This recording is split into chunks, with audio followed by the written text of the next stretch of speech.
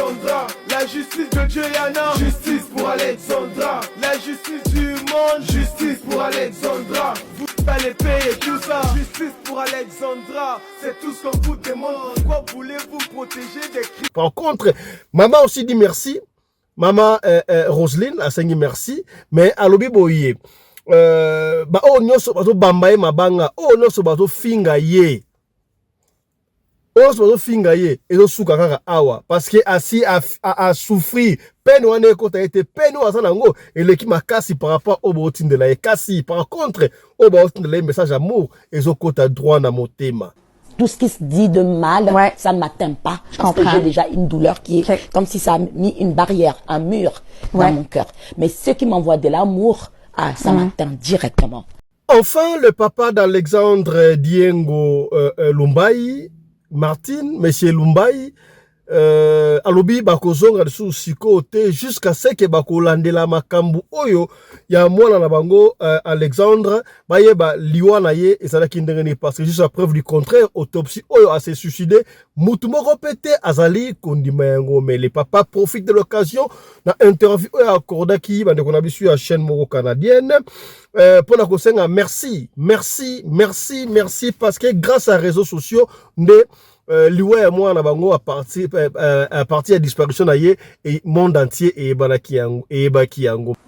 Ces réseaux sociaux nous ont aidés à vulgariser la recherche lors de la disparition de l'enfant. Oui. Ils ont été d'un apport très important. Très important. Travailler en collaboration avec la justice canadienne, c'est qu'a dit M. Lumbaya, le papa d'Alexandre Martine Diengo. Voilà. Mais Alexandre, c'était une jeune fille déjà à 21 ans. Fille à maman, fille à papa. Ba caprice oyo bala basala kanango na âge ya 21 ans. Yango esala kike ekende komema na liwa. Yango esala kike emema esika za liwana. Ndeko mwasi oyo a réagir. Tokoyoka epe na émission à lelo. Ceux qui babanda ko percevoir mibali babanda ko sala ba business na bango ya c'est parce qu'à l'âge de 21 ans on parle de copains, on parle de qui n'est pas camarade tel, tout qui n'est pas mutu tel, repesa biso bambongo toko sate. C'est sûr que azalaki na camarade na ya ta soki maman na ya leli alobi que non, je l'ai bien éduqué, j'ai fait ça oui ba maman na biso basambelaka mais biso na âge wana toko maka un peu switch to lingara même tant tokutana na ba copain mibali ya bien to lata bien tokutana na ba mibali ya bien et tout donc wana abombate wana il faut andima wana plutôt si to comprendre. Voilà bakam oyo to développer na émission ya lelo liwa ya Alexandre bazo lati sango une certaine loi na habité mais loi nango azali ndenge nini ndeko moko ko expliquer biso réaction au loi na bana ekopé ça bato ebele bazala ba réaction na vous allez voir bato musu bana réaction moko mona bien akomi mutu ya mawa soki a psen pembeni na yo akomi agressive bato wana bazala ka moko azo compatir et pas même de Jésus-Christ pas na yo mais ako senga yo loko mais na agressivité ezala ka ba signe moko ya bien te est-ce que ça ba signe oyo loi wana ba ko manifester yango makomoto sola awa bisona bino elongo. Je n'avais pas ça, vous m'avez jamais donné toujours quelque chose à manger. Je t'aime plus que ma vie, tu le sais, je te l'ai toujours dit, mon amour. Maman m'a dit, tu peux l'annuler. Tu as voulu la voiture blanche. Elle voulait s'acheter la voiture blanche. Et c'est les cercles blancs qu'elle a mis. Voiture blanche à Goyo. Voiture blanche à Goyo. Alexandre.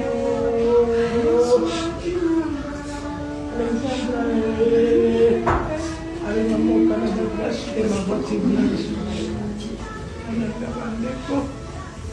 Camarade.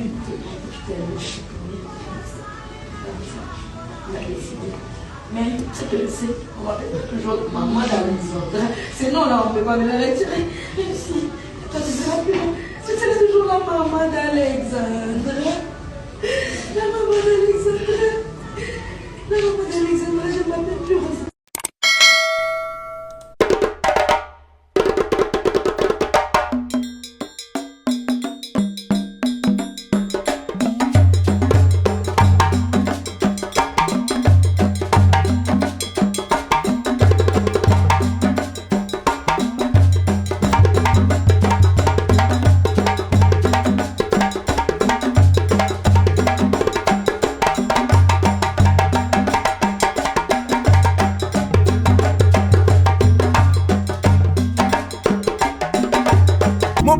moninga na mwina ngolo aboya hydroquinone soki ezotambola basheri bazokoya mayanga na retrouve douce tendresse affection epa na yo nasalelo nini mpo ndimake na kupendaka sana shita Mbote na bino bandeko balandi ya radio lokoye télévision bisika nyos tu bozwami. Merci na confiance pe fidélité bozali ko continuer ko pe sa programme oyo radio lokole masolo et pas wapi to kuta na ka chaque fois pona ko solo la makambo zali ko leka bongo na communauté na biso africaine en général mingi ya biso batu ya mangala ngai kombo na ngai Tata Pelende. Voilà. Nalobaki chaque fois tozui les mains sika sur disparition topé décès ya Alexandre Diengo Martin Lumbaya tokoya to update nous en anglais to peut savoir une information lelo déjà balobaki mes ezali ba parents ba décider déjà balobi ba kozonga sous tout de suite là té. Alors on comprend que peut-être le corps ne sera pas rapatrié au Congo. Est-ce que corps ba ko kunda yango na Canada to ba ko tika yango na morgue ti tant ba enquête ko si là bazongi on ne sait pas est-ce que ba sim tout ça et senga que corps ça la wana pour identifier tout monde ba corps ya ba tu ebele ça ba parce que ba inane tant ba baka nani les petits qui Rachidi oya bomaka musée Laurent Désiré Kabila corps et oumelaka pendant ba inane des antiques enquêtes entre parenthèses si ça qui yango ne ba kunda ki ebembe voilà exemple ezali légion. Oui, c'est vrai que lelo baike bakendaki ici seulement si programme échangé parce que nous ne sommes pas au Canada. C'était prévu que recueillement mais c'est ça là et Cherkey aux là maïge ba ofunga Cherkey il te paraît mais va permettre bateau ba qui Martin Alexandre ba mona quand même Cherkey ba assister la messe de requiem. Est-ce qu'elle sera enterrée au Canada ou bien au Congo, ça on ne sait pas, mais soit ces informations au Kozonga pour te couper Sabino. Mais à ce qui nous concerne, ce qui est très important, les papas l'a souligné. Toluka qui papa Alexandre, papa Zaliwa, maman Zaye Moko, on a aussi ma vidéo, mais moi je me rappelle, papa Mané Koloba, maman Mané Koloba, Roselyne, quand papa me filmait, donc c'est dit que, c'est qu'il a un bal naïe wana, mais on a compris, c'est comme si, il y a un officiel, il y a gouvernement tikela anonyme c'est pas notre problème tout ça la ka analyse maman babi ça a besoin enquête moko vrai ils sont alliés à la police canadienne oui c'est vraiment enquête mais pourquoi est-ce que ba publier qui autopsie wana ke moi na se suicide na ndenge nini bakanta ki lokola tokotika makambo wana ndengwa eleka mais ce que makambo komi dangereux batu nyonso ba simbi makambo wana mais c'est comme je le disais dans ba émission précédente que ba bomaka makila surtout baliaka yango makila msoko lié comme Elio bololo. Ça reste maintenant à savoir. Il y a autre chose d'analyse. Nous recevons beaucoup d'analyses, beaucoup d'audio. Bah monsieur bazo expliquer ndenge la ine audio beaucoup kalelo. Mutra mutra peut l'explication ndenge na ye. Tozo nuirte, tozo kumisate, mais tozo pesa ba audio oyo pona kofungola o mémoire. Toi ba solution ni nezali parce que papa lui-même reconnaît que réseaux sociaux a fourni beaucoup d'efforts pour retrouver Alexandra, mais hélas, le corps a été repêché. Retrouvé bien sûr quand même, mais le corps a été repêché. Bon, bien, on a trois rivières, on a corps est belle, et Dinda, mais maman on a été, mais lui, le corps de notre chère beau fille, belle fille, pardon, a été repêché. Tout le monde a quand même bien maman confirmé que ça qui est pessi pas si à cause ça kanate ba spéculation ba maman ba ki bele to benga ki ba ancêtre ba pasteur de sobaya kutu maman o alega na émission et uti ko lega pa na biso ba ki nini soki ya solo ba lingi justice parce que c'est comme si la police canadienne justice canadienne les autres soki mame ndengo wana pona to katango tout coup pour la biso africain na morgue kaka ta ba ko sokola mwana asimbisa embeli soka asimbisa mbela loba Alexandre, kende ko boma mutu oya boma kiyo et quelque chose va se passer. Est-ce que c'est vrai que Alexandre, elle a été assassinée, kidnappée, assassinée, consort, on ne sait pas. Et ce qui est flou là, flou. Si elle n'a pas été kidnappée, ce qui agressé qui était. Mais pourquoi est-ce qu'à côté qui n'a pas quoi? Parce que la parc, tout le monde qui a à côté qui, il y a beaucoup à foutre billet d'ailleurs, à foutre des dollars et consomme. Mais pourquoi par après, dernière vidéo, elle s'est retrouvée presque à moitié nue? Na malili ozala ki wana doki yango zo pesa ngai mutu ko soi. Bon, na liko ba mingi lolote na lingi beaucoup plus to yoka ba audio. Il y a eu natala ki be émission ya bande ko mususu nde balaki ba kolobaka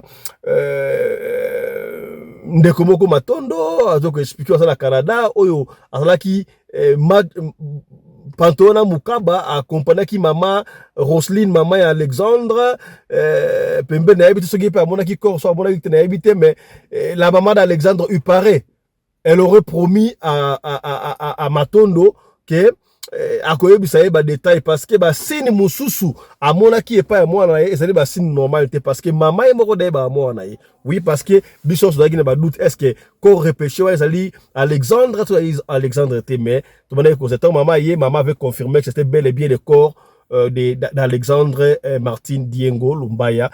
Alors la maman avait promis na Matondo qui a koyebisa makambo ane par après on n'a pas de confirmation, on ne sait pas.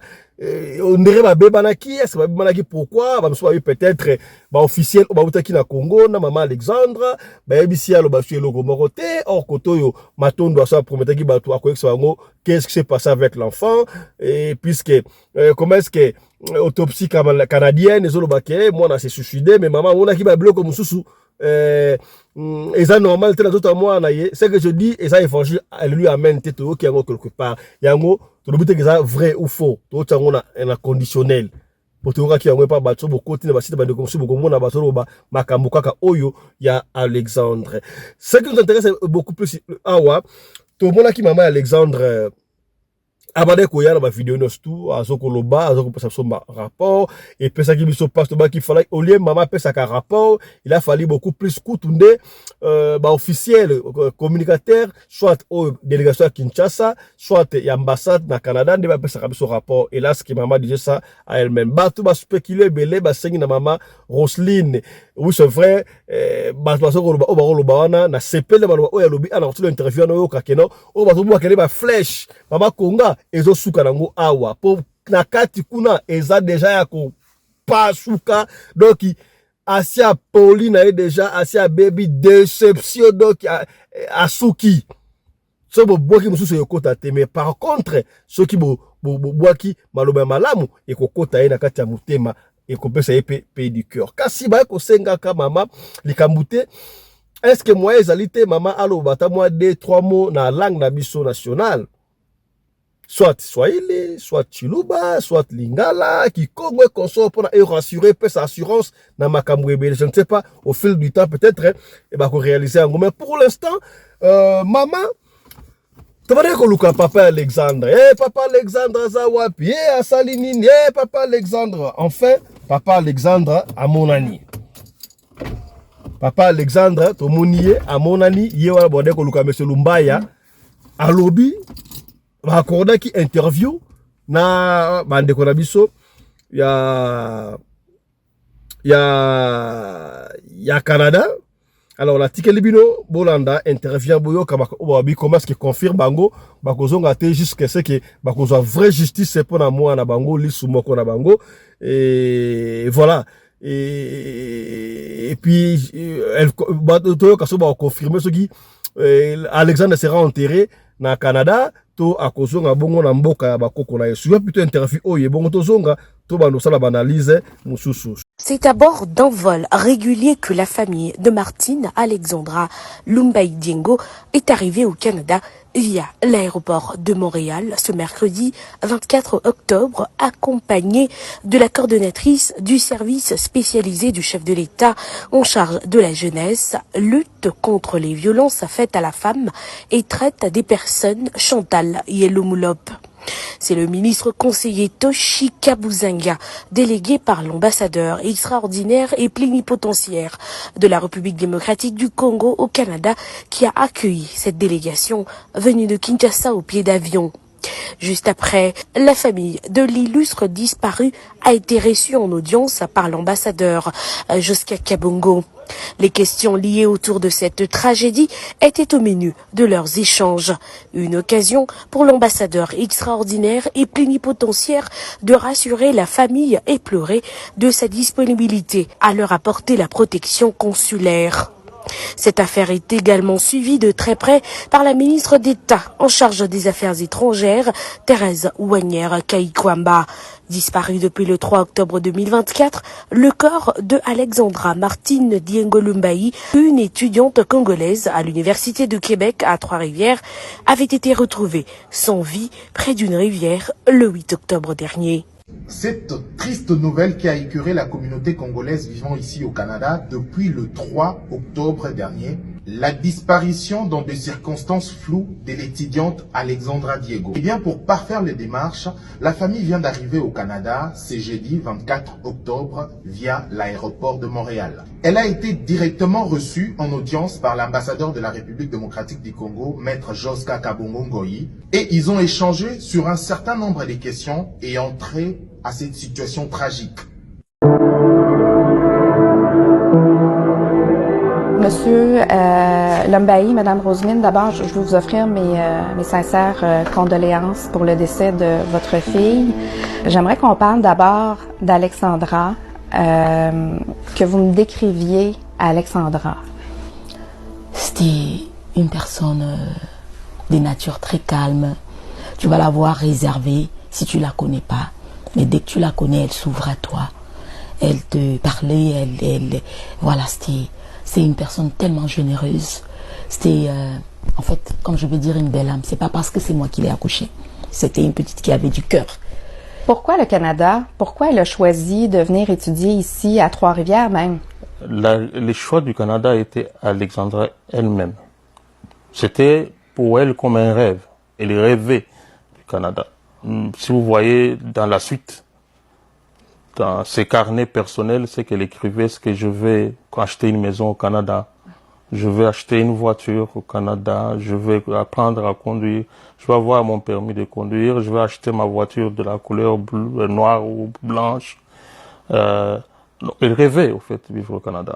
Et quand vous dites dans ses carnets, c'est des carnets qu'elle avait ici? Oui, c'est le carnet que la police nous a remis. OK, qui était dans sa chambre, là, comme un journal intime. Un journal, voilà, Okay. son bloc-notes. Oui. Okay. Où elle écrivait ses prières, ses rêves, ses histoires, tout. Elle écrivait en fait tout son vrai elle, où elle s'est retrouvée seule avec elle-même. De bout en bout, c'est des prédications, c'est des prières, c'est des rêves de sa vie, c'est des réflexions appelant les jeunes à croire en Dieu, à être honnêtes. Quelles sont vos attentes? En priorité, et par-dessus tout, c'est élucider les circonstances dans lesquelles notre enfant a trouvé la mort. Ça passe par-dessus tout. Élucider ces circonstances tout en respectant les règles, c'est-à-dire par la voie de la justice. Pour nous, il faut qu'on rende la justice pour Alexandra. Pour cet objectif-là, on est prêt à tout laisser pour que ça s'accomplisse. Ça veut dire quoi, tout laisser pour vous? Tout laisser, c'est-à-dire s'il faut abandonner nos activités, s'il faut aller frapper toutes les portes, s'il faut pousser plus loin les enquêtes, s'il faut intervenir sur le plan de droit, on le fera.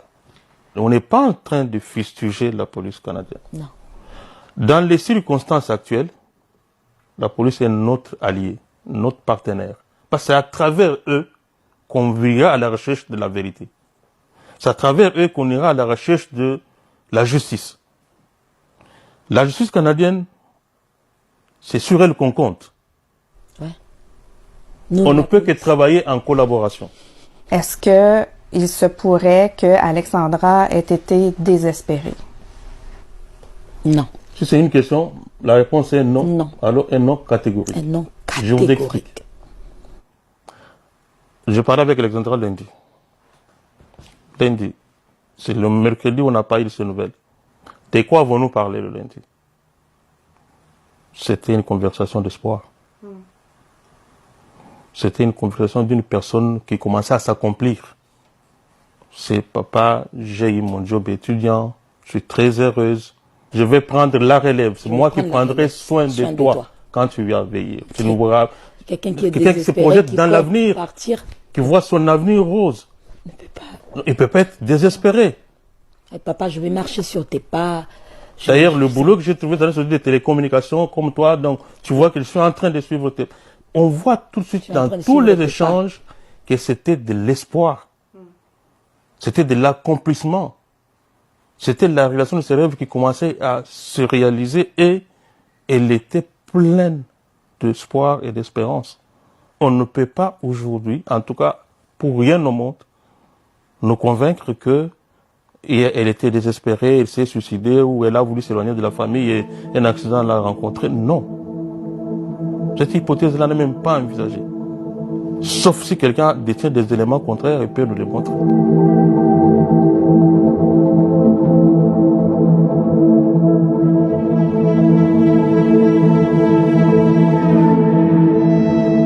Je suis une mère à ces moments, une mère à ces moments tellement triste. Mais Alex, j'aimerais te dire, ma fille, reste forte. Ce qu'on constate sur TikTok avec tous ceux qui ont repris l'histoire d'Alexandra, qui ont répondu à votre cri du cœur dès le départ, là, c'était dur, c'était saisissant. C'est quoi votre perception de cet univers-là en ce moment là, qui est créé? Il y a un côté positif des choses. Voilà. Le parent d'Alexandre veut la justice dans la justice. Et non la justice dans l'injustice. Est-ce que vous avez compris ça? Nous voulons la justice dans la justice. Et non la justice dans l'injustice. Alexandra, nos cœurs sont meurtris. Alexandra, ta maman est foudroyée. Alexandra, notre fille, notre enfant, repose en paix, particulièrement en paix. Alexandra, le Congo est meurtri. Comment comprendre la mort à 21 ans? Alexandra, repose en paix. Alexandra, repose en paix. Alexandra, notre fille à nous tous. Alexandra, on pleure sans fin. Alexandra, nos cœurs sont foudroyés. Alexandra, nos cœurs sont meurtris. Alexandra, ta maman est foudroyée. Alexandra, notre fille, notre enfant, repose en paix, particulièrement en paix. Alexandra, le Congo est meurtri. Comment comprendre? Je n'avais pas d'enfant. Je n'avais pas d'enfant. Les gens me donnaient toujours quelque chose à manger. Je t'aime plus que ma vie, tu le sais. Je te l'ai toujours dit, mon amour. Oh, maman. Tu peux l'annuler. Tu as voulu la voiture blanche. Elle voulait s'acheter la voiture blanche. Et c'est les cercueils blancs qu'elle a mis. Petit blanche à goyo. Petit blanche à goyo.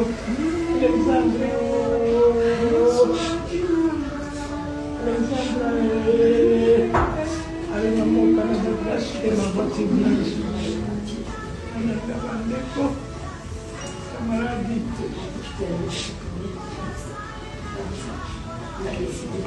Mais c'est on va faire toujours maman d'Alexandra. Sinon, là, on ne peut pas me la retirer. Même si, toi, tu seras plus là. C'était toujours la maman d'Alexandra. La maman d'Alexandra. La maman d'Alexandra, je m'appelle plus Rosa. Alexandra, nos cœurs sont meurtris. Alexandra, ta maman est foudroyée. Alexandra, notre fille, notre enfant, repose en paix, particulièrement en paix. Alexandra, le Congo est meurtri. Comment comprendre la mort à 21 ans? Alexandra, repose en paix. Alexandra, repose en paix. Alexandra, notre fille à nous tous. Alexandra, on pleure sans fin. Alexandra, nos cœurs sont foudroyés. Alexandra, nos cœurs sont meurtris. Alexandra, ta maman est foudroyée. Alexandra, notre fille, notre enfant, repose en paix, particulièrement en paix. Alexandra, le Congo est meurtri. Comment comprendre la mort à 21 ans? Alexandra, repose en paix. Alexandra, repose en paix. Alexandra, notre fille à nous tous. Alexandra, on pleure sans fin. Alexandra, nos cœurs sont foudroyés. Alexandra, nos cœurs sont meurtris. Alexandra, ta maman est foudroyée. D'où viendra la justice dans la justice? Est-ce que c'est possible? C'est encore possible? Oui. Si vous mettez les moyens en place. Si peut-être vous engagez les investigateurs privés. Babandeli sous enquête wana.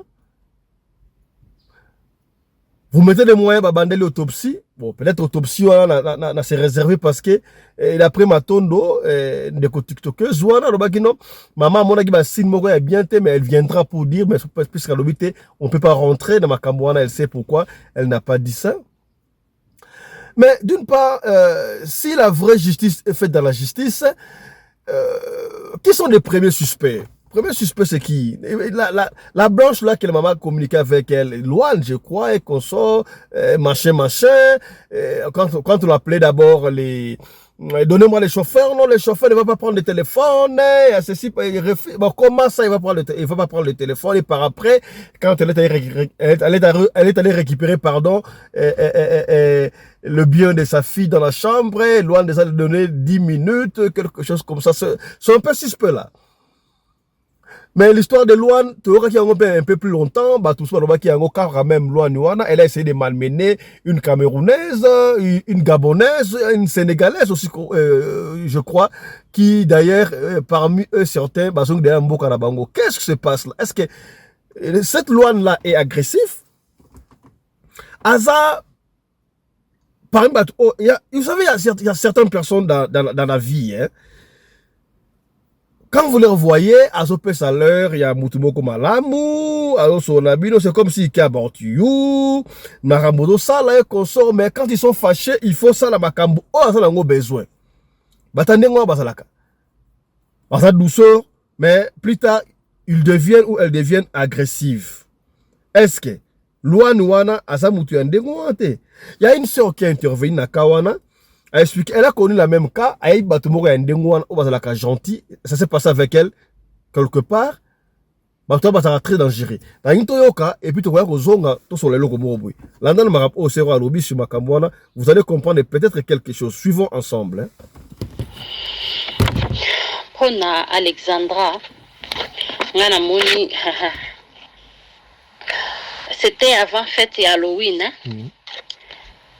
Mwana wana oyo Loane na ba camarade na ye baza ba initié bana wana basala ka kindoki na bango abataro wana ya bakanzi ya mpemba wana ba sacrifier ye nano bakotie na guna bango ya parce que bana ya ba mindele ya ba jeune wana ndenge basalaka eza ndeni soko tiki camarade na bango ezalaka bazakana babizaleli moko boye il faut kota na lowenyu na bango ça veut dire ya ndenge nini ya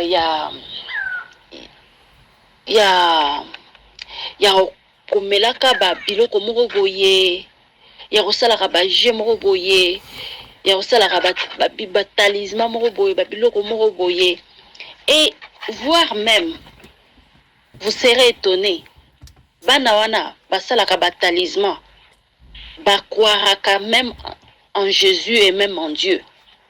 Il parle de la religion même. Mais au Kenda sali ba tatou ezaneti na église na biso na église River Church.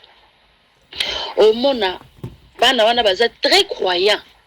au monde ba osambela, il parle de Jésus, mais sur talibango bazana ba tatou, bazana ba biloko moko boy, ba croyance moko boy, baza trop soft, baza bana moko boy, mais ils sont possédés. Ils sont possédés. Ils ont de l'air bizarre.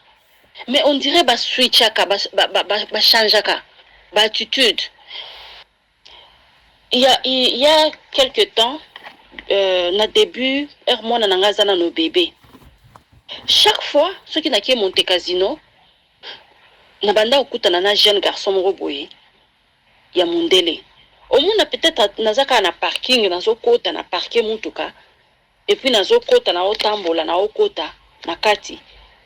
Ou soit nazo bima. Bon, la première fois na se renda compte na yeba ezaka na parking ya centre commercial. Tosololi a se présenter. Abando sa la boxing. Et puis na tunie babandaka ba training ya boxing à partir de quel âge? Bala moko komi ko beta lisolo na ye ndenga bandango à partir ya 6 ans, papa na enda bando memaye et puis ya beti na ye masolo na ye desko na tunie azaki, je pense ce temps là na ye baka ya zakana 18 ans. Ndena tunie siko ozo continuer abia ataleki nanga nazo memaye po sala le meleki nanga lingi ko sala karaté. Et puis akomo loba na kotala eboye on dirait mona moko azana na ba quelquefois na ba dépression. Akomo loba ndenge mama na ye azana papa na ya tie na hôpital ya psychiatrique. Ndenge bafanda kana papa na bango, mais papa na bango aza gentité, aza motema mabe, ndenge abusaka na bango et tout. Et alors ye il faut sala, il faut ça ba training na ye, il faut luka musala na tuni bongo ba étude. Habiter ba étude na akata ba chic moyen que d'université izate il faut luka musala pour supporter leki na ya mobali na leki na ya misato. Leki na ya misato za soki na 8 ans, leki na ya mobali aza na 11 ans. Wana na Sida Square Mall na 2000 na 2010. Tokoma na ba 2014-15 naza na parking ya Monte Casino na moni ya Zoleka. Bala moko a reconnaître nga apesi nga mbote, hey Rachel, nanana aye, et puis nabi OK nde nini rappelez nga abia tokutana ki na Sida Square et tout nabia yono bando bisango bando sala baka te mama na bino ndenge nini mama na bino mama na ngaza ka na psychiatrie azana d'urban leki na yo leki na ngaza bien mais nazo azana ba problème pe il faut na batela ye et tout mais azolo ba makambo nzambe Dieu va faire et tout na osambela na église tel mais na kotala ebo mona ke muntu amelaka era moko ba drogue.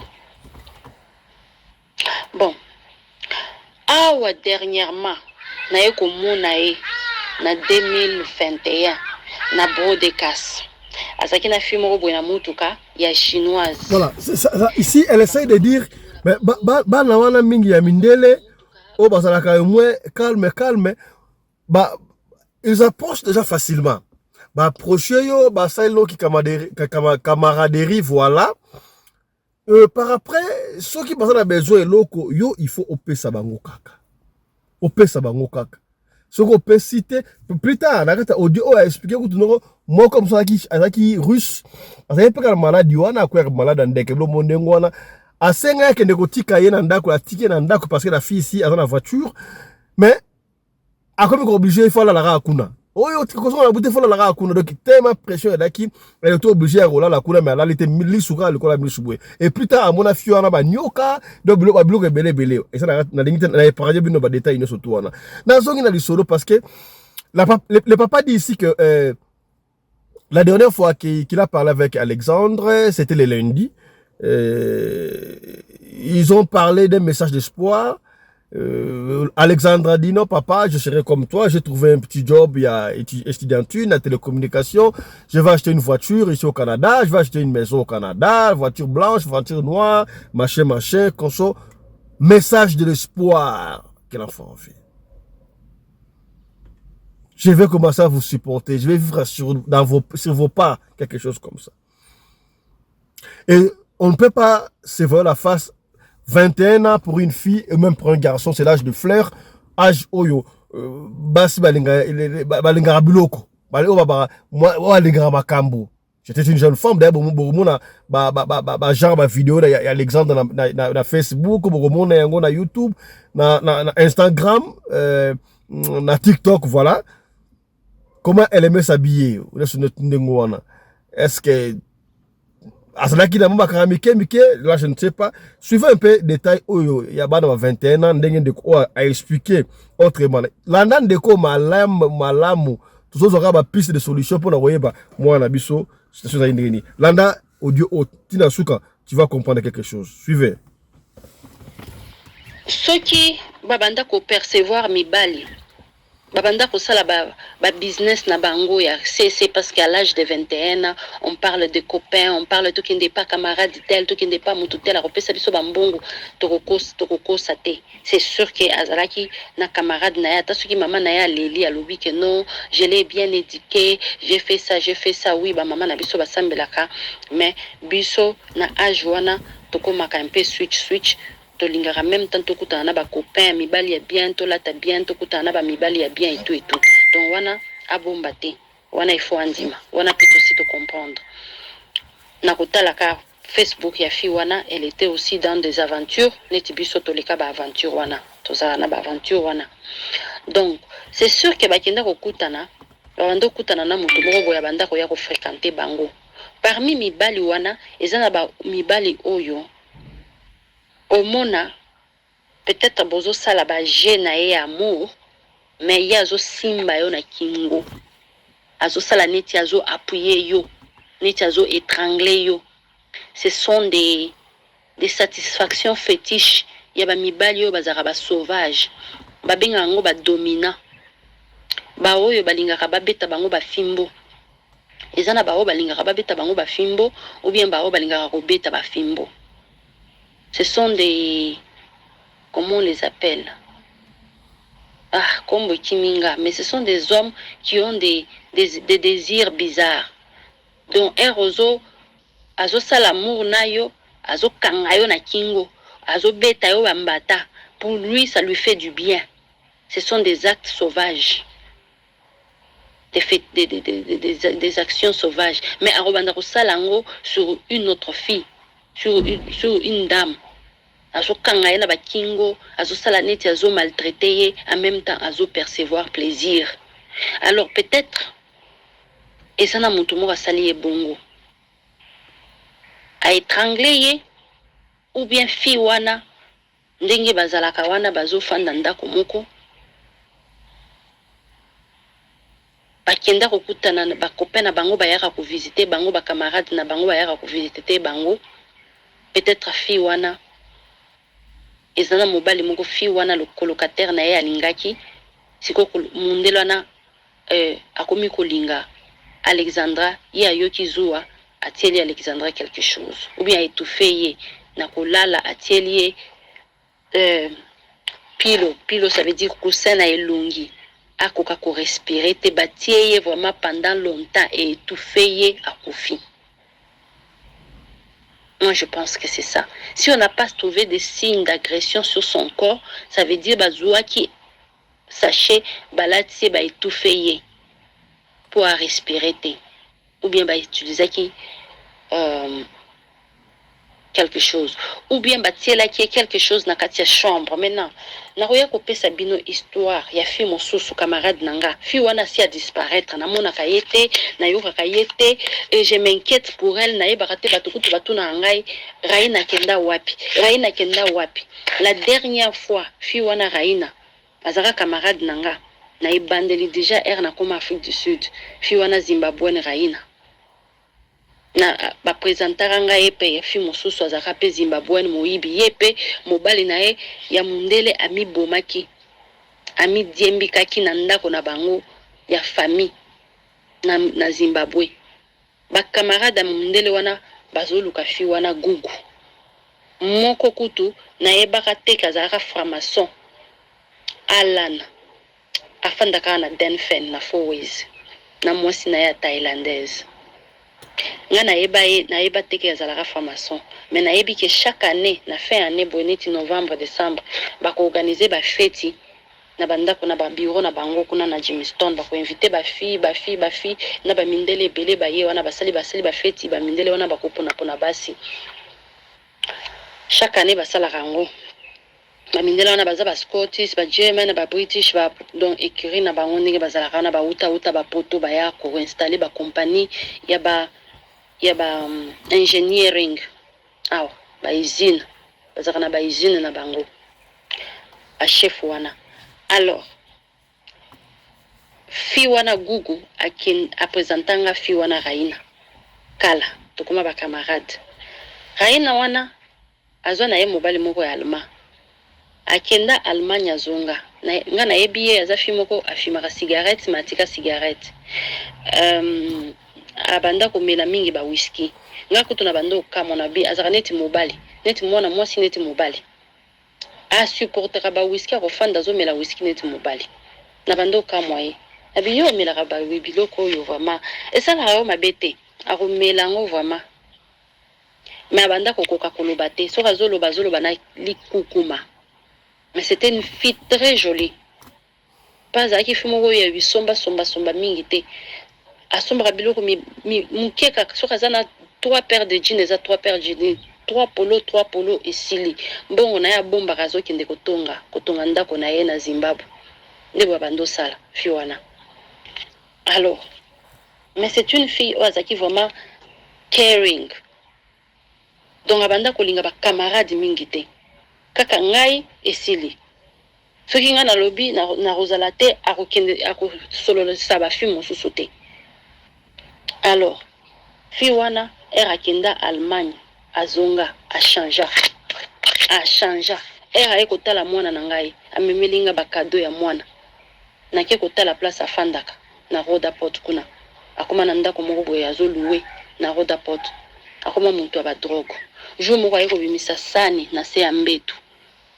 Ngabi abenganga na memela ye ba mesh asomba ba mesh et puis na kanga ye suki lokola nazaki na temps ya kokanga ye suki te na memi leki nanga ameka akanga ye suki toke kuna na kena leki na bi kanga ye suki na tikele ba mesh pesa ngambongo ba mesh ngana kei après ayeko bimisa era leki nanga so kanga ye ba mesh leki nanga lobi o suki na kuumela te zelanga kaka 1 heure du temps 2 heures du temps salisanga pe na kuumela te aya zo kanga ye ba mesh to solo langa na za busy na téléphone yesu koyo azo bimisaka sani na se ya mesa azo benda ba ligne na ya poudre et puis azo ngisi sani na se ya mbetu na kamwa papi raino bando sala biloko yo te obandi yango ndenge nini na zaki na Allemagne malile zaki tellement mingi alors ngana kopena nga nde ya bando la kisanga ke nazwa eloko yo alors pour lui satisfaire na banda kozwa ngo ngabi eloko ekoboma yo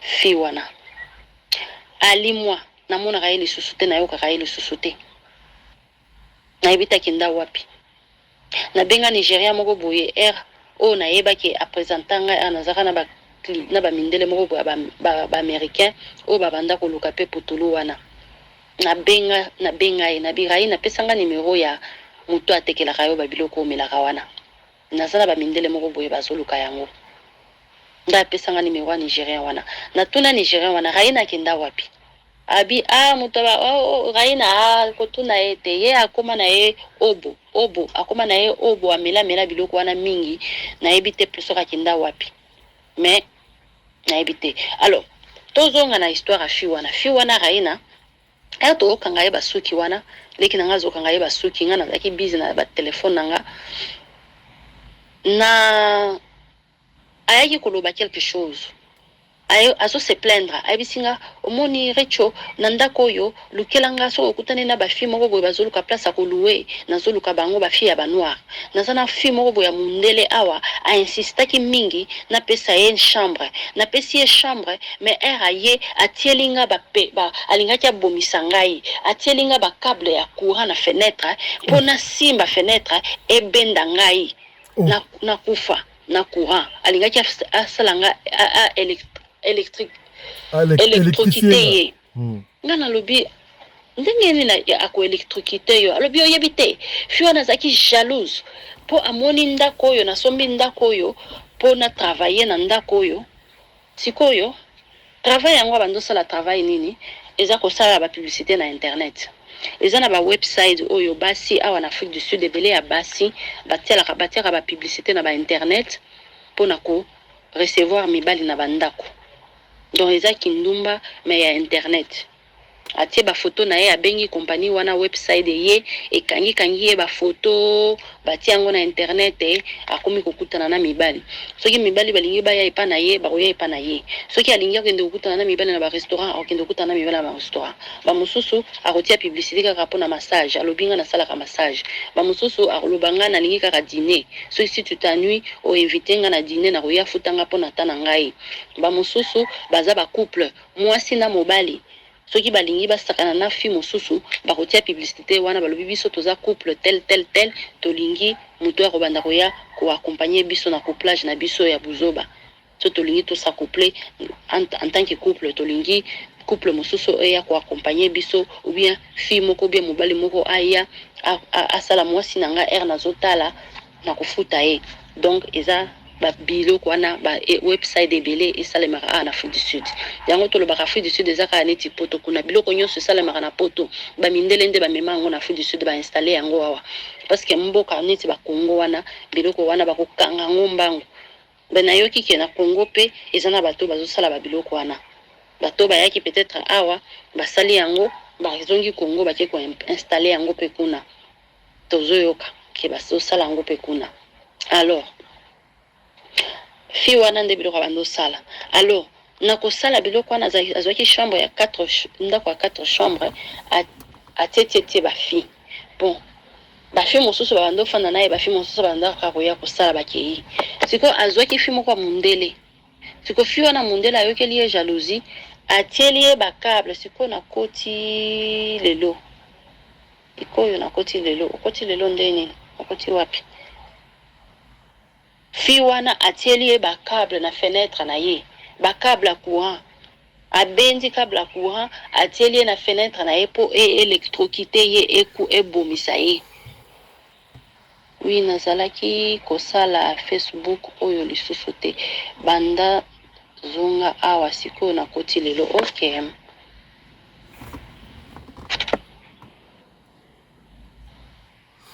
Allez-y, nous te suivons.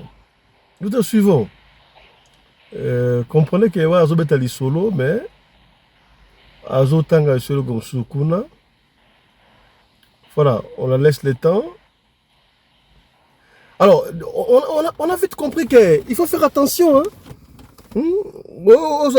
Locataire à Mundele, nini boye doki, ba Mundele baza batu ya kosangisana bango banda coûté alors. Bata kosangisana banda coûté, qu'est-ce qu'il dit là? Voilà. Ba Mundele baza bata kosangisana banda coûté, voilà. À se comparer par histoire, on a plus de solutions hein, parce que Alexandre abanaye ko va na Luan. Mundele n'est-ce pas? Yangoye epesi inspiration beta li solo oyo ndenge comme la fille on est à Zimbabwe en Afrique du Sud. Parce que peut locataire ya Mundele. Fille on a mon dans la tête lelo. Mutarolandele makambo pe azate. Akenda wapi? Tala kutseki. Tala kumamba. Donc fille on a Mundele atieli ba câble. Bazala ka bongo. Ba fille on a Mundele bazaba to kofana na bangonda ko moko te. Na betela bino lisolo ya fille ya Mundele oyo nazwa aya ko louer chambre. Premier jour aye atiki bilamba na ye akei et puis aye butu po alala alingi kolala na chambre wana te alingi alala kaka na chambre ngana mwana nanga za mwana muke moya mwana nanga alala na chambre na ye azolinga te alors na banda ko habitué ye na chambre na ye nazokene na chambre na ye na lali na ye kuna po alala pongi na butu na tika ye nazonga na chambre nanga ou bien na tika lika kuna na chambre na ye petit tongo donc na banda ko mesanisa mwana nanga ashabitué kolala na chambre na ye alors na olala na chambre na ye fi wana olala na chambre na ye kolala na chambre na biso kuna alobi azobanga olala na chambre na ye moko na bi pas de problème atie matela alali na se alali nazo sangisa kaka nano na fi moko ok ça va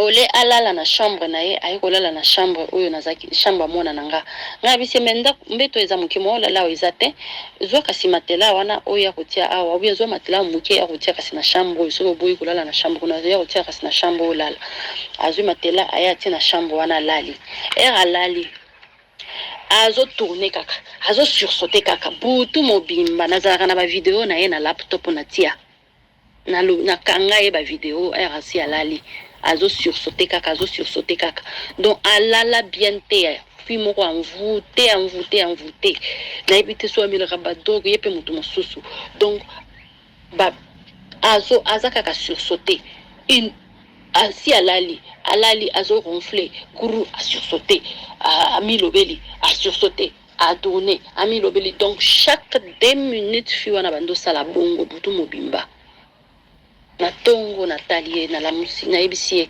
na la kisayo ndengo lalaka abi OK la kisanga na la kisie video c'est qui alobi donc il faut que je me repose il faut que nous mon docteur nangai peut-être nazana eloko moko ezotungisa ngai nga bien il faut te faire soigner ozana problème moko ezotungisa yo ozola la bien te sursauter tout le temps aux milobela aux sursauter aux agiter na buto aux la bienté donc c'était ça le lendemain aye na butu minuit na papa moroboy abina fongolela yenga bi hoyo bon OK il faut pesa nga clé nga bité nga na pesa raté bato ba ya ko louer pour la première fois à moins na mesana na yo 2 mois 3 mois 4 mois ndena pesi yo clé une fois na mesana mena bende libo mona na pesa yo clé zate ponga na zara tout le temps ndako moi na pesa yo clé zate do bando kuta nga ne t'en fais pas après ngabi nani yo nazo fongolela yo moko zokota nazana kopena nga nazana camarade na ngai ayaki na papa moko boya mwindu ngabi aza nani moya ya mutu akota ezate moya na fongolela yo ezate mutu na okota te na ebisaki yo awa epananga pona kuluwe chambre ezaka ka yo moko kopena yo azana droit ko ya awa te ba camarade na mibali bazana droit ko ya awa te donc ezaka ka yo moko habité nga nazo futa chambre pona ya na mutu nyonso nga na lingi nga habité eza brotel te eza ndako ya ndumba te eza hotel te oya okomoya na n'importe qui eza ndako ya famille to na pesi yo chambre c'est parce que ebisa nga osalaka na restaurant wana du matin jusque tongo ozoluka ka place ya kolala esili te eza place ya kobanda komemaka mibali na yo awa te na boya na bina okokota te na mutu wana yo moko ndo ozokota me mutu wana okota te na koti aboyi alingi kaka mutu na kota ngabi mpapa oyo akokota awate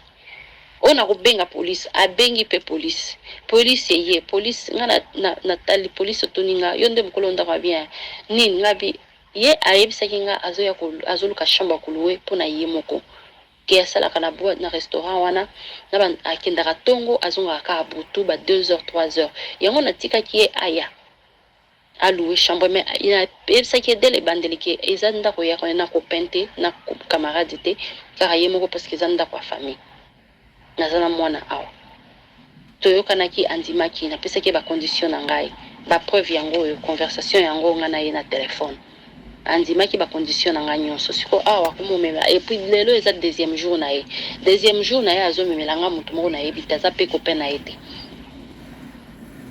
akokota na ndako te aye atiki en tant que mutu moko apesi lift et puis akei mais ndako kokota te ye moko ndako kokota parce que nda zolu ndako awa ote boyna boye police ayebisi tomoni ba message et puis oza mopaya awa oza kutu ya sika mozo okomo ko insister déjà que non omema bato non et puis dans cette maison il y a un enfant ezana mwana awa na ndako oyo moi omema n'importe qui ezate kama papa bokenda papa wana pe azaki ya kolangwa papa wana mwindo soki alokotaki ye wapi papa wana pe amatina mutu kana yake.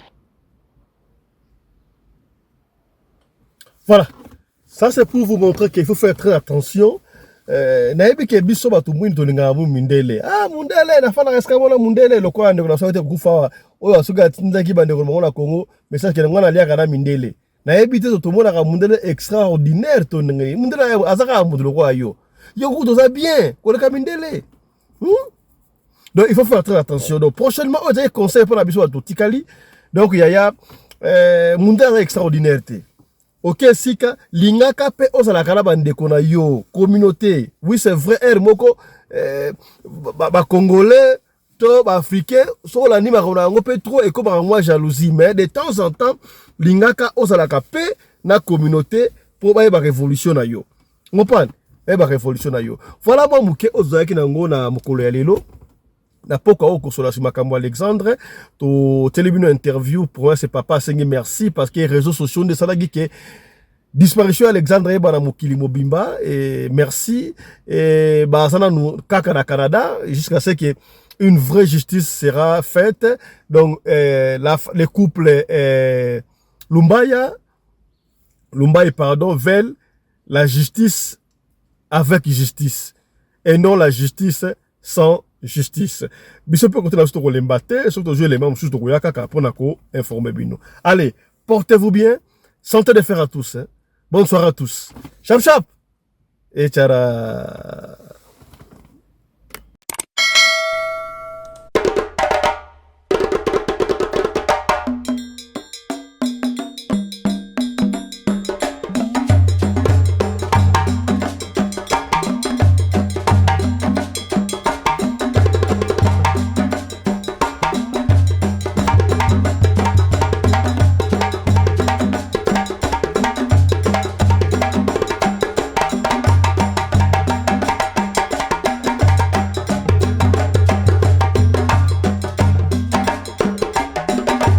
mobali mbinga na mwina ngolo aboya hydroquinone soki ezotambola basheri bazokwea mayanga na retrouve douce tendresse affection epa na yo nasalelo nini mpo ndimake na kupendaka sana shitakwacha pelende we